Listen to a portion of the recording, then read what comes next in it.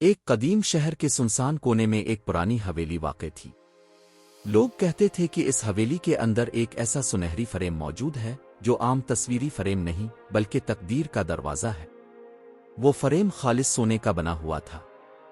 اس کے گرد سرخ، نیلے، سبز اور جامنی رنگ کے قیمتی پتھر جڑے ہوئے تھے۔ لیکن سب سے عجیب بات یہ تھی کہ اس کے درمیان کوئی تصویر نہیں تھی، صرف خالی جگہ۔ شہر کے لوگ اس حویلی کے قریب جانے سے بھی ڈرتے تھے۔ ان کا کہنا تھا کہ جو بھی اس فریم کے سامنے کھڑا ہوتا ہے اسے اپنی زندگی کی اصل حقیقت دکھائی دیتی ہے۔ ایک دن ایان نام کا ایک غریب نوجوان اپنی ناکامیوں سے تنگ آ کر اس حویلی تک پہنچ گیا۔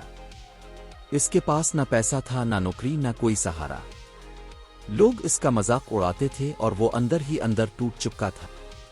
حویلی کا دروازہ خود بخود کھل گیا۔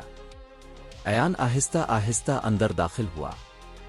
چاروں طرف خاموشی تھی، مگر حال کے درمیان ایک ہلکی سی روشنی چمک رہی تھی، وہی سنہری فریم۔ ایان کانپتے قدموں کے ساتھ فریم کے سامنے جا کر کھڑا ہو گیا۔ پہلے تو اسے صرف سبز رنگ کی خالی جگہ نظر آئی، پھر اچانک اس خالی جگہ میں ایک منظر ابھرنے لگا۔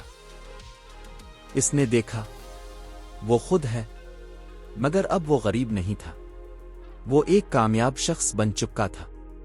لوگ اس کی عزت کر رہے تھے، اس کے والدین خوش تھے، اس کے چہرے پر اعتماد تھا۔ ایان حیران رہ گیا۔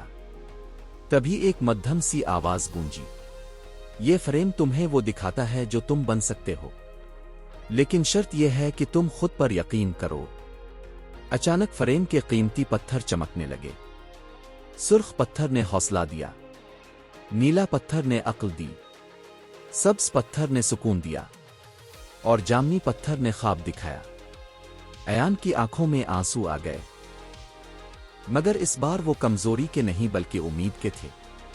وہ حویلی سے باہر نکلا اور اس نے فیصلہ کر لیا کہ وہ اپنی تقدیر خود بدلے گا۔ سال گزر گئے۔ لوگ حیران تھے کہ ایان اتنا کامیاب کیسے ہو گیا۔ اس نے سخت محنت کی، ناکامیوں کا سامنا کیا، گرا، مگر ہر بار اٹھ کھڑا ہوا۔ اس نے ہمت نہیں ہاری۔